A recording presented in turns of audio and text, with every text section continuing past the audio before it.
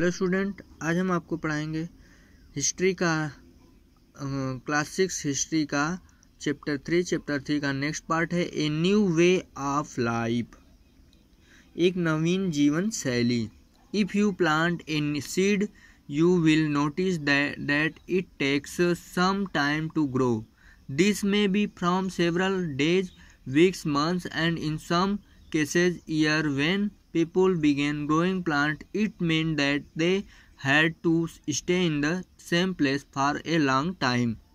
दिया गया है, तुम किसी पौधे के बीज को बो कर देखो, तुम पाओगे कि इसे विकसित होने में कुछ वक्त लगता है। इसमें कुछ दिन, महीने, फिर या साल लग जा सकते हैं। इसलिए जब लोग पौधे उगाने लगे तो उनकी देखभाल के लिए उन्हें भी एक जगह पर लंबे समय तक रहना पड़ा था। बीज बोने से लेकर फसलों के पकने तक, पौधों की सिंचाई करने तक, खरपतवार हटाने तक, ये सब काम उन लोगों को करने के लिए एक नवीन जीवन शैली का निर्माण करना पड़ा, मतलब कि वहाँ पे रहना पड़ा। स्ट्रोइंग एनिमल्स, जानवर, चलते फिरते खाद्य भंडार। Animal multiply natural beside if they are looked after carefully. They provide milk which is a important source of food. जानवर बच्चे देते हैं, उनकी संख्या बढ़ती है। अगर जानवरों की देखभाल की जाए तो उनकी संख्या तो बढ़ती है, साथ में ही दूध प्राप्त होता है, मतलब उनसे भी भोजन खाने के लिए कुछ न कुछ मिलता रहता है। Finding out about the first farmers and herders. आओ प्रारंभिक कृषकों और पशुपालकों के बारे में पता करें। Page 14 chapter turn to map 2, मतलब कि मानचित्र 2 में देखते हैं। क्या तुम्हें कई नीले वर्ग दिखाई देंगे? मानचित्र 2 यहाँ पे देखो, यहाँ पे दिया गया है, इसमें कई नीले पार्ट दिखाई दे रहे हैं, जो कि क्या है, वही कृषि के क्षेत्र हैं। वहाँ पे कृषि की जा रही थी, जहाँ पे नीले नीले पार्ट दिखाई दे रहे हैं वहाँ पे क्या की जा रही थी, कृषि की जा रही थी। वहाँ पे सब लोग कृषि की पशुपालन और कृषि का कार्य कर रहे थे। आगे दिया है टुवार्ड्स ए सेटल लाइफ, अस्थाई जीवन की ओर। मतलब जब धीरे धीरे ये लोग कृषि करने लगे तो इन लोगों का अस्थाई जीवन, एक जगह पे अस्थाई जीवन जीने लगे। Archaeologist have found trace of huts और house at some sites, from instance in Burzahom, present day Kashmir. People built pit house which were dug into the ground. पुरातत्वविदों को कुछ पुरास्थलों पर झोपड़ियाँ और घरों के निशान मिले, जैसे कि बुर्ज होम के लोग गड्ढे के नीचे घर बनाते थे, जिन्हें गर्तवास कहा जाता था। जिन्हें क्या कहा जाता था? गर्तवास।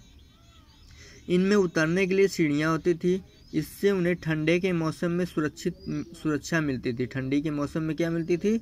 सुरक्षा मिलती थी। बहुत सारी जगहों से पत्थर और औजार भी मिले। वहाँ से पूरा पाषाण युगीन उपकरणों में भिन्न है, इसलिए इन्हें नवपाषाण युग माना जाता है। इन्हें क्या माना जाता है? नवपाषाण युग माना जाता है। What about other custom and पर्टाइसाइड एंड अन्य रीति रिवाज? Archaeology does not tell us directly about this. Scholars have studied the life of preservant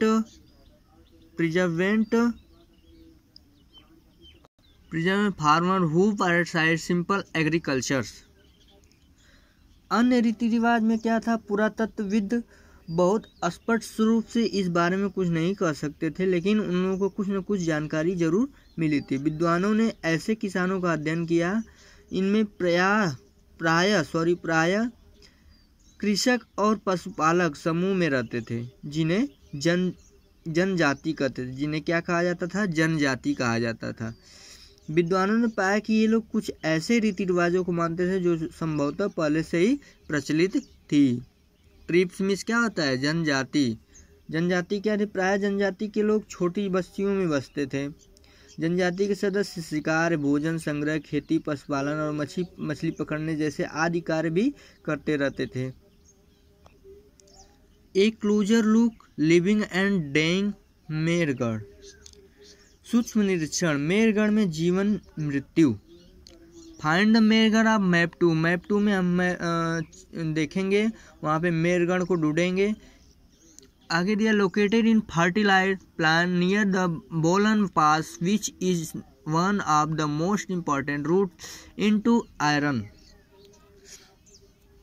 यह ईरान जाने वाले सबसे महत्वपूर्ण रास्ते बोलन दर्रे के पास एक हरा भरा समतल स्थान है। मेरगढ़ क्या है? एक समतल स्थान है, हरा भरा है। संभवतः वह स्थान है जहाँ वे स्त्री पुरुष इस इलाके में सबसे पहले जौ और गेहूँ उगाने और भेड़ बकरी का पालन सीखा। यहाँ पे क्या हुआ? सबसे पहले कृषि का कार्य हुआ। पार्ट बी में दिया है क्लोजर लुक बी डोजली हैंडिंग। डोजली हैंडिंग क्या था देखते हैं।